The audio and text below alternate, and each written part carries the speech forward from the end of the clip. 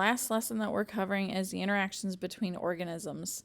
These can be kind of tricky, but they're very interesting to read about. So a niche, we've talked about this previously, a niche is a place where an organism lives and the roles that an organism has in its habitat. Previously, we talked more about just the place where an organism lives, but a niche is actually intended such that it's a roles that it has too. So, for example, a sunflower growing in the backyard, the niche would be absorbing light, water, and nutrients for photosynthesis and providing shelter and food for other organisms and giving off oxygen into the atmosphere. That is its niche, and it stays in that backyard area. The niche is also what it does. So, in other words, the organism's address and the profession is what the niche consists of.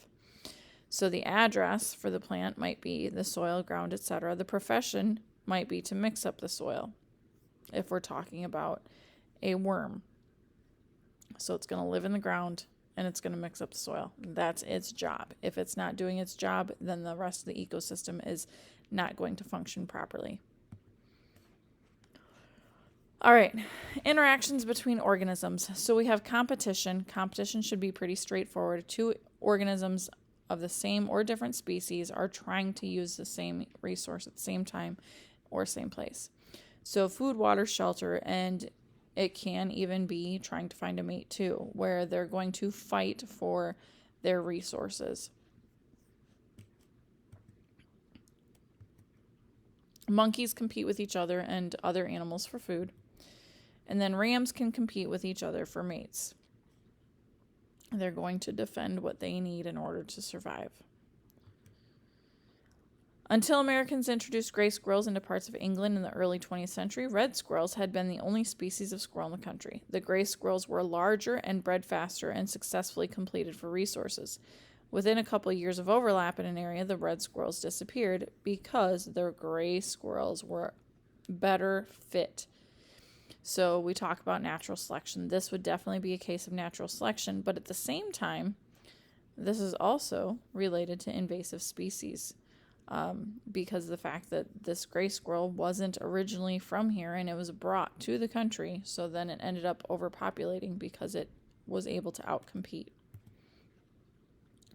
Predation. So one organism captures and feeds on another organism. The predator is the one that does the killing. Prey is the one that is the food. Hopefully this is all review. It's the circle of life. Hare and lynx were very much studied. And if you look at the graph, you can see that when the lynx population was up, the snowshoe hares were low. So since snowshoe hares were low, then that caused the lynx to not have any food and the population dropped. Well, when the predators dropped, the prey were able to reproduce and successfully survive.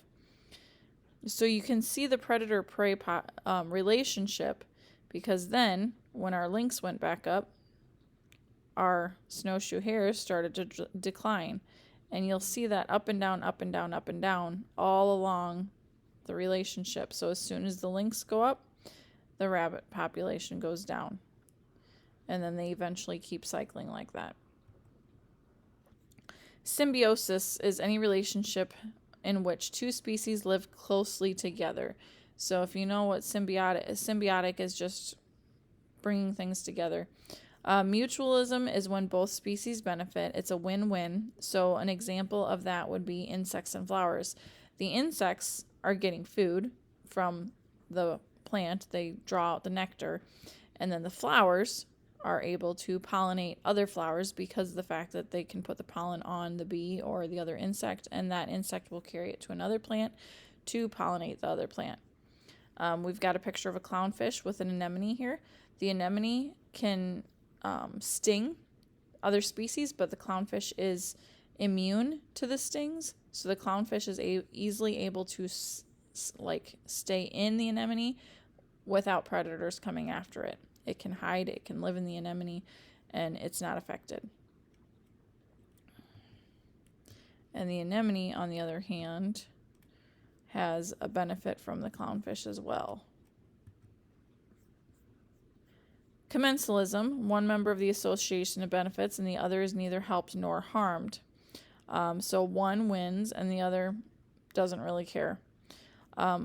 Barnacles on a whale. The barnacles are able to get from place to place. A whale doesn't really even care that they're there. The remora fish attaches to the shark to get a free ride. And birds build nests in trees. The trees don't care that the birds' nests are there. Parasitism is when one organism lives on or inside another organism and harms it. The parasite obtains all or part of its nutritional needs from the host. So this is a win-lose. So this could be fleas on a dog. This could be viruses in a human or viruses in any species. But leeches would also be parasites. Mosquitoes are parasites. Anything that is relying on a host. Well, mosquitoes aren't the best parasites, but we could consider them parasites because they're gaining and we're losing. So it would fit in the parasite category. Wasp eggs on the back of a caterpillar. Sea lampreys feed on fluids of other fish. And a mosquito biting a human.